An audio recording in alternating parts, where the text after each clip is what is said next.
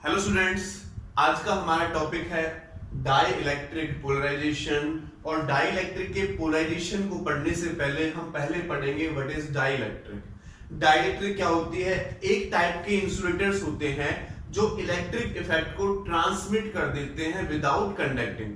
Conducting भी नहीं करते हैं और इलेक्ट्रिक इफेक्ट को ट्रांसमिट भी कर देते हैं, यानी अपने अंदर से करंट को पास भी नहीं होने देते हैं लेकिन उसके इलेक्ट्रिक इफेक्ट को ट्रांसमिट भी कर देते हैं। तो कैसे करते हैं बच्चों? देखो, ये आपने पढ़ा होगा, समझा होगा, एक बार दोबारा से आप समझ सकते हो। अगर ये डाइइलेक्ट्रिक है, ठीक है, यहां पर मैंने एक पॉजिटिव चार्ज रखा हुआ है, ये नेगेटिव चार्ज रखा हुआ है, यानी इसके अक्रॉस मैंने इलेक्ट्रिक फील्ड अप्लाई की हुई है। तो क्या होगा? बाय इंडक्शन यहां पर हमारा नेगेटिव चार्ज आ जाएगा और दूसरी तरफ पॉजिटिव चार्ज आ जाएगा। तो देखो, यहां से इलेक्ट्रिक फील्ड जा रही थी, अभी देखो पॉजिटिव से नेगेटिव इलेक्ट्रिक फील्ड जाएगी। तो अपने अंदर से इलेक्ट्रिक फील्ड को इसने पास भी नहीं होने दिया, अपने अंदर से इलेक्ट्रिक फील्ड को इसने पास भी नहीं होने दिया और इलेक्ट्रिक इफेक्ट को ट्रांसमिट भी कर दिया। तो हम कह सकते हैं these are the insulating materials which transmit electric effect without conducting। बिना कंडक्टिंग किए ही ये क्या करते हैं? इलेक्ट्रिक इफेक्ट को ट्रांसमिट कर देते हैं, ठीक है, वो होते हैं हमारे डाइइलेक्ट्रिक। डाइइलेक्ट्रिक के टाइप्स के बारे में पढ़ते हैं। Types of dielectric, types of dielectric. तो डाइइलेक्ट्रिक्स मेनली टू टाइप के होते हैं, नॉन पोलर डाइइलेक्ट्रिक्स और सेकंड है हमारे पास पोलर डाइइलेक्ट्रिक्स। पोलर डाइइलेक्ट्रिक्स, देखो नेम से ही पता चल रहा है, पोलर डाइइलेक्ट्रिक्स और नॉन पोलर डाइइलेक्ट्रिक्स। नॉन पोलर का मतलब जिसमें पोल ना हो और पोलर का मतलब जिसमें पोल हो। तो नॉन पोलर डाइइलेक्ट्रिक्स कौन से होते हैं, नॉन पोलर मॉलिक्यूल्स कौन से होते हैं, उनके बारे में हम यहां पर देखो पढ़ते हैं। ऐसे मॉलिक्यूल्स जिनका centre of mass, positive charge का centre of mass negative charge के सेंटर ऑफ मास के से कोइंसाइड करता है, तो उसको बोलते हैं हम नॉन पोलर डाइइलेक्ट्रिक्स।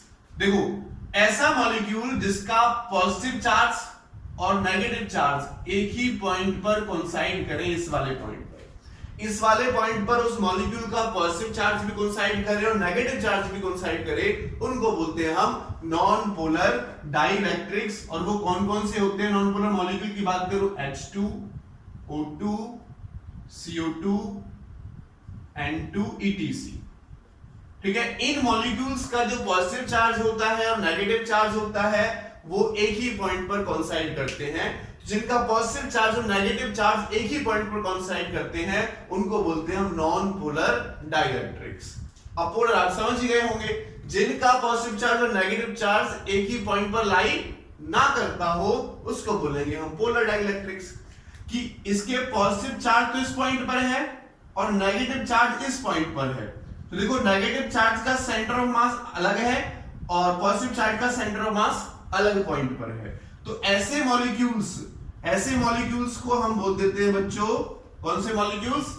पोलर मॉलिक्यूल्स या पोलर डाइइलेक्ट्रिक्स। अगर एग्जांपल की बात करता हूं तो एग्जांपल हो जाएगा लाइक NH3, HCl, ठीक है, अल्कोहल्स, ETC। तो ये नॉन पोलर मॉलिक्यूल्स के एग्जांपल हैं और ये पोलर मॉलिक्यूल्स के एग्जांपल हैं। सॉरी, ये पोलर के हैं, ये नॉन पोलर के हैं। तो नॉन पोलर कौन से हुए? जिनमें मॉलिक्यूल्स का पॉजिटिव का सेंटर ऑफ मास और नेगेटिव का सेंटर ऑफ मास एक ही पॉइंट पर लाई करता है। और पोलर कौन से हुए? जिनमें अलग अलग पॉइंट पे लाई करता है। तो देखो, दो पोल बने, नेगेटिव का ये पॉइंट, ये दो पोल बनते हैं तो पोलर हो गया, पोल नहीं बनते तो नॉन पोलर हो गया, ठीक है। चलो, अब हम बढ़ते हैं डाइइलेक्ट्रिक पोलराइजेशन। डाइइलेक्ट्रिक पोलराइजेशन क्या होता है? देखो, अभी हमने पढ़ा नॉन पोलर मॉलिक्यूल का जो नेगेटिव पॉइंट है पॉजिटिव पॉइंट है एक ही पॉइंट पर लाई कर रहा है, ठीक है। डाइइलेक्ट्रिक है ये, इसका मुझे पोलराइजेशन करना है। अभी ये पोलर फॉर्म में नहीं है, ये तो पोलर फॉर्म में है क्योंकि नेगेटिव का सेंटर ऑफ मास अलग है, एक पोल ये बना, पॉजिटिव का सेंटर ऑफ मास अलग है, ये पोल ये बना, लेकिन ये तो एक ही पॉइंट पर लाई करे तो इनमें पोल नहीं है, ठीक है। तो अगर इनको मैं पोलर फॉर्म में कन्वर्ट करता हूं तब हम उनको बोलते हैं डाइलेक्ट्रिक पोलराइजेशन। ठीक है, तो हम ये कह सकते हैं, देखो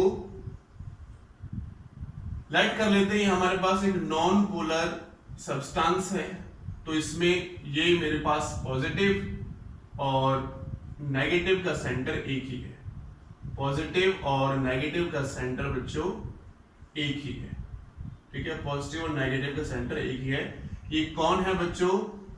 नॉन पोलर डाइलेक्ट्रिक। और यहां पर इलेक्ट्रिक फील्ड मैंने कोई अप्लाई नहीं की, इलेक्ट्रिक फील्ड 0 है। लेकिन देखो जैसे ही मैं इलेक्ट्रिक फील्ड अप्लाई करूंगा, इसके अक्रॉस इलेक्ट्रिक फील्ड अप्लाई करूंगा, तो कौन सी कंडीशन होगी बच्चों? देखो पॉजिटिव चार्ज मैंने यहां रखा, नेगेटिव चार्ज मैंने यहां रखा, तो क्या होगा? इस नॉन पोलर डाइलेक्ट्रिक के अंदर जो नेगेटिव चार्ज है वो पॉजिटिव चार्ज की तरफ अट्रैक्ट होगा, और जो पॉजिटिव चार्ज है वो नेगेटिव चार्ज की तरफ अट्रैक्ट होगा। तो देखो जो नेगेटिव है वो यहां जाएगा, पॉजिटिव यहां हो जाएगा, यानी कह सकते हैं कि इन दोनों के सेंटर कहां हो गए बच्चों? अलग अलग हो गए। नेगेटिव का सेंटर इधर, पॉजिटिव का सेंटर इधर। तो यहां पर अब ये non polar molecule electric field apply करने से यहां पर कुछ इलेक्ट्रिक फील्ड की वैल्यू है, नहीं नॉन जीरो है। ठीक है, इलेक्ट्रिक फील्ड की वैल्यू है नॉन जीरो है। तो यहां पर देखो जो पॉजिटिव चार्ज और नेगेटिव चार्ज के सेंटर ऑफ मास वाले पॉइंट थे वो अलग अलग हो गए। ठीक है, तो इसी फिनोमेना को हम बोलते हैं dielectric polarisation. When a non-polar dielectric is placed in an electric field, it get polarized. ठीक है, when a non-polar dielectric is placed in electric field, it get polarized. This phenomena is called non-polar dielectric. This phenomena is called non-polar dielectric. इसी phenomena को हम बोलते हैं non-polar dielectric बोला जाता है। ठीक है बच्चों, चलो अब कुछ चीजें नोट करते हैं। देखो हम यहां से कुछ चीजें नोट करते हैं। अगर मैं इस वाले मॉलिक्यूल को यहां पर कंसीडर कर लेता हूं कि इसका नेगेटिव पॉइंट ये हो गए दोनों, नेगेटिव यहां पर है, पॉजिटिव यहां पर, देखो एक मॉलिक्यूल बना, इसके नेगेटिव और पॉजिटिव के बीच में कुछ डिस्टेंस आ गया, मान लेते हैं कि इनके बीच का डिस्टेंस आ गया बच्चों L। ठीक है, तो देखो जो सेम मॉलिक्यूल होते हैं H2 मॉलिक्यूल हो, तो नेगेटिव चार्ज पॉजिटिव चार्ज के इक्वल होता है, तो जितना नेगेटिव चार्ज होगा उतना ही क्या होगा? पॉजिटिव चार्ज होगा। जब ये दोनों पॉइंट अलग अलग हो गए तो यहां पर हमारा डाइपोल मूवमेंट आएगा। तो देखो डाइपोल मूवमेंट कितना हो जाएगा बच्चों? डाइपोल मूवमेंट, क्योंकि दो पोल बने, एक पोल ये एक पोल, तो डाइपोल मूवमेंट आएगा ही आएगा। और डाइपोल मूवमेंट को मैं स्मॉल पी से शो कर रहा हूं, तो डाइपोल मूवमेंट किसके इक्वल होगा हमारे पास? Charge into distance. राइट कर लेते हैं कि ये भी मेरे पास माइनस का क्यू चार्ज है, ये मेरे पास प्लस का क्यू चार्ज है, तो क्या हो जाएगा? चार्ज कितना है? क्यू, मैग्नीट्यूड ऑफ चार्ज लेना है इनटू डिस्टेंस कितना है? L। तो बच्चों यहां से हमारे पास डाइपोल मूवमेंट कितना आ गया? P is equal to QL आ गया। इसका जो डाइपोल मूवमेंट है, इसमें एक मॉलिक्यूल में जो डाइपोल मूवमेंट डेवलप हुआ वो कितना हो गया मेरे पास? P is equal to QL। अच्छा, अगर देखो मैं इसकी सरफेस चार्ज डेंसिटी निकालूं बच्चों, अगर मैं इसकी सरफेस चार्ज डेंसिटी निकालूं, माइनस का क्यू एंड प्लस का क्यू, सरफेस चार्ज डेंसिटी, तो सरफेस चार्ज डेंसिटी का फॉर्मूला आप जानते हैं, क्या होता है सरफेस चार्ज डेंसिटी का formula? Sigma is equal to charge divided by area. ठीक है, चार्ज डिवाइडेड बाय एरिया। तो देखो अगर मैं यहां से चार्ज निकाल लूं, इसको इक्वेशन नंबर 1, तो चार्ज कितना हो गया बच्चों? सिग्मा इंटू ए। चार्ज किसके इक्वल हो गया? सिग्मा इंटू ए। अच्छा, ये इक्वेशन सेकंड, ये इक्वेशन फर्स्ट, क्यू की वैल्यू मैं यहां पर पुट कर सकता हूं, तो putting equation second in equation first. Equation second को इक्वेशन फर्स्ट में पुट करो तो P इज इक्वल टू क्या हो जाएगा? Q की जगह पर सिग्मा A और L हमारा है, सिग्मा A और L। तो ये क्या मिला हमें? डाइपोल मूवमेंट मिला। ये क्या मिला बच्चों? हमें डाइपोल मूवमेंट मिला यहां से। ठीक है, ये डाइपोल मूवमेंट हमें यहां पर मिल गया। ओके, अब देखो थोड़ा सा आगे, अगर मैं डाइपोल मूवमेंट डेंसिटी निकालूं, डाइपोल मूवमेंट डेंसिटी, ठीक है, तो डाइपोल मूवमेंट डेंसिटी का फॉर्मूला क्या बनेगा? डायपोल मोमेंट डेंसिटी को मैं कैपिटल पी से शो कर रहा हूं बच्चों, डायपोल मोमेंट को मैंने स्मॉल पी से शो किया है और डायपोल मोमेंट डेंसिटी को मैं कैपिटल पी से शो कर रहा हूं, तो क्या फॉर्मूला होगा? Simple, dipole moment divide by volume.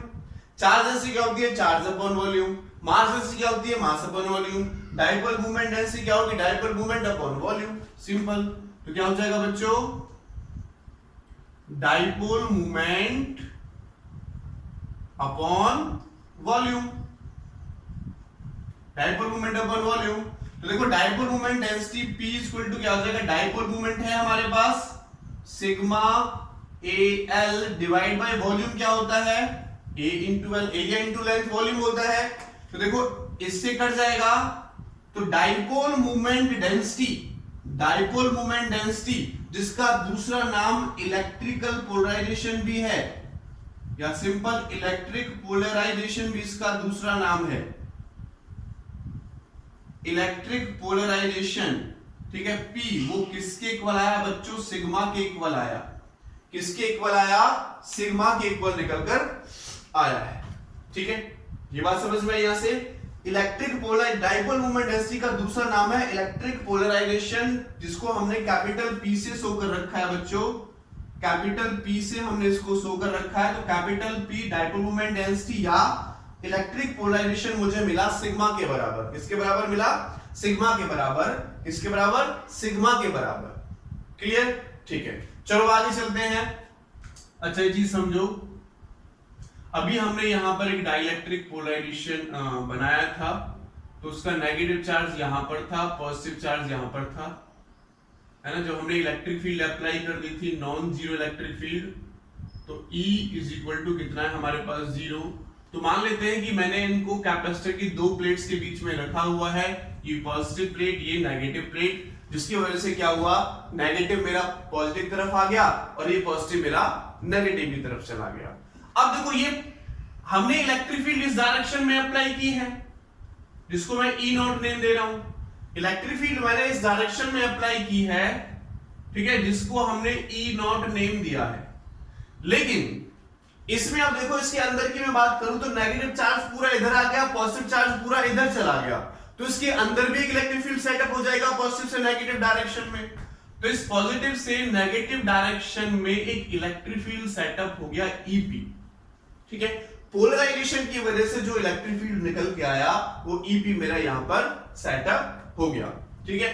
तो देखो अगर मैं यहां से इफेक्टिव इलेक्ट्रिक फील्ड निकालूं, effective electric field, effective electric field E, तो E किसके इक्वल होगा? इफेक्टिव इलेक्ट्रिक फील्ड को मैं E के इक्वल ले रहा हूं। देखो मैंने अप्लाई कितनी की है? E not. हमने बच्चों अप्लाई कितनी की है? E नॉट, और EP डेवलप हो गई, तो इफेक्टिव कितनी बचेगी? क्योंकि देखो E नॉट की डायरेक्शन ये और EP की डायरेक्शन ये, ठीक है। तो इफेक्टिव इलेक्ट्रिक फील्ड क्या हो जाएगी? E नॉट की डायरेक्शन में से EP की डायरेक्शन, यानी E नॉट में से EP हम माइनस कर देंगे, तो इफेक्टिव इलेक्ट्रिक फील्ड इंटेंसिटी हमारे पास निकल कर आ जाएगी। क्या हो जाएगी? Effective electric field intensity. तो इस इक्वेशन को याद रखेंगे, इक्वेशन नंबर 3 है हमारे पास है, तो मैंने इक्वेशन को 4 नेम दे दिया, इस इक्वेशन को मैंने 4 नेम दे दिया, ठीक है। अच्छा अब आगे देखो, मैं एक EP और निकाल सकता हूं कि इसके बीच में जो इलेक्ट्रिक फील्ड सेटअप होगी EP वो कितनी होगी। देखो दो प्लेट है, एक प्लेट ये है और एक प्लेट हमारे पास ये है, इन दोनों के बीच का डिस्टेंस हमने L लाइट किया हुआ है, या कोई मान सकते हैं जो भी है। ये देखो EP, अगर मैं EP यहां से निकालूं तो EP, एक प्लेट की वजह से इलेक्ट्रिक फील्ड डेंसिटी कितनी होती थी? सिग्मा अपॉन 2 एप्सिलॉन नॉट, आपको याद हो तो। अब क्या है, यहां पर दो प्लेट है, दो प्लेट्स के बीच में हमने इसको रखा हुआ है। जब हमने इसको दो प्लेट्स के बीच में रखा हुआ है, तो अब हमारे पास इलेक्ट्रिक फील्ड डेंसिटी कितनी निकल के आती थी? Sigma upon epsilon not. कितनी आती थी? Sigma upon epsilon not. लेकिन यहां पर अब डाइलेक्ट्रिक है, मीडियम रखा हुआ है, तो सिग्मा अपॉन एप्सिलॉन हो जाएगा। मीडियम के लिए एप्सिलॉन m भी लिख सकता हूं मैं, एप्सिलॉन हो जाएगा, ठीक है। और देखो सिग्मा किसके इक्वल है? P के इक्वल है, तो मैं ये भी लिख सकता हूं कि हमारे पास EP की value I P by epsilon. EP की वैल्यू कितनी आई बच्चों? P बाय एप्सिलॉन, इसको मैंने इक्वेशन नंबर 5 नेम दे दिया है, equation number 5।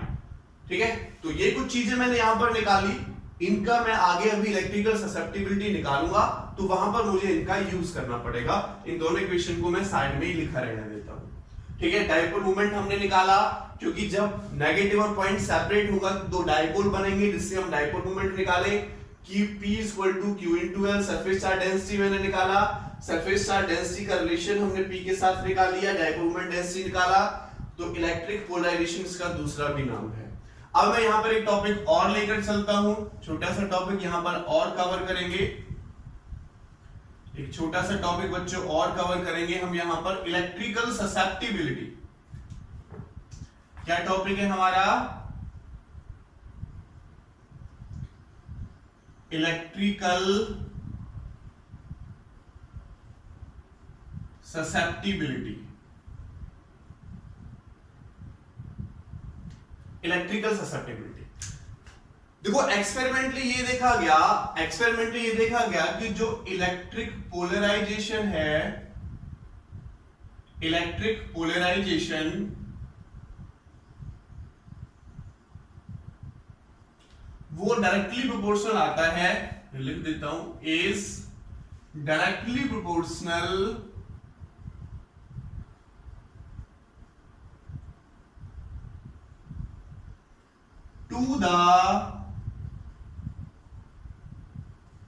to the reduced value of electric field, reduced value of electric field। ठीक है, ये जो इफेक्टिव इलेक्ट्रिक फील्ड है इसी को हम reduced value of electric field भी कहते हैं, इसी को हम reduced value of electric field भी कहते हैं। तो इलेक्ट्रिक पोलराइजेशन कौन है? P। तो हमने देखा कि P है वो हमें, ठीक है, कैपिटल P है वो हमें डायरेक्टली प्रोपोर्शनल मिलता है किसके? Reduced value of electric field के, यानी इफेक्टिव इलेक्ट्रिक फील्ड के डायरेक्टली प्रोपोर्शनल में एक्सपेरिमेंटली मिला। ठीक है, इस प्रोपोर्शनल को हटाने के लिए हमने एक कांस्टेंट लगाया, एक कांस्टेंट ये हमने लिखा, एक एप्सिलॉन हमने लगाया, E हमारे पास है, E हमारे पास है। तो यहां पर जो मैंने सिंबल लगाया इसको एक्साई या ची के नाम से भी बुलाते हैं, CHI या एक्साई भी बोलते हैं। ठीक है, CHI या एक्साई भी बोलते हैं। तो ये हमारे पास इक्वल होगा, ठीक है, इसको क्या कहते हैं हम? Electrical susceptibility. प्रोपोर्शनलिटी कांस्टेंट है और इसका नाम क्या है? इलेक्ट्रिकल। प्रोपोर्शनल को हटाने के लिए लगाया, इसलिए प्रोपोर्शनलिटी कांस्टेंट तो ऑलरेडी है ही है, इसका नाम है इलेक्ट्रिकल ससेप्टिबिलिटी। तो इसी को हम कहते हैं इलेक्ट्रिकल ससेप्टिबिलिटी,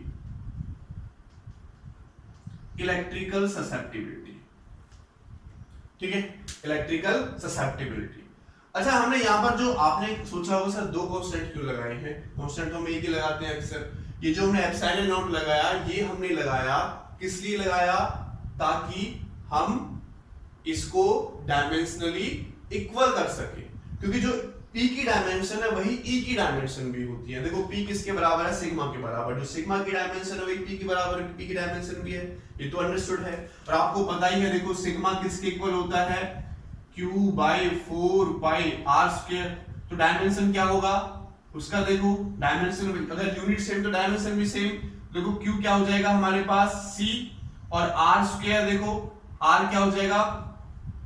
पर मीटर स्क्वायर, या ऐसे लिख दूं कूलम पर मीटर स्क्वायर। अब देखो इलेक्ट्रिक फील्ड की वैल्यू क्या होती है? Q/4πε/r²। तो कांस्टेंट है, ये कांस्टेंट। ये भी क्या रहा है? Q/r²।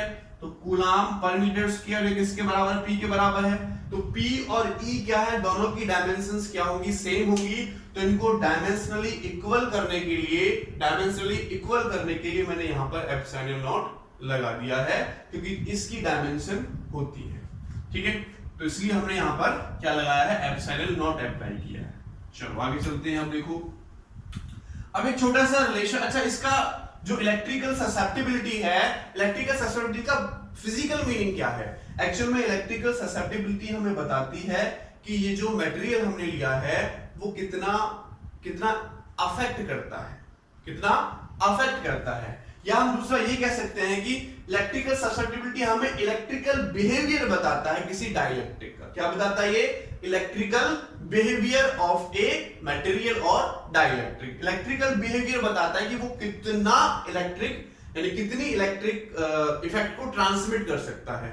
जैसे मैं बात करता हूं वैक्यूम, तो वैक्यूम के लिए ससेप्टिबिलिटी की जो वैल्यू होती है, इलेक्ट्रिकल ससेप्टिबिलिटी की वैल्यू वो 0 होती है।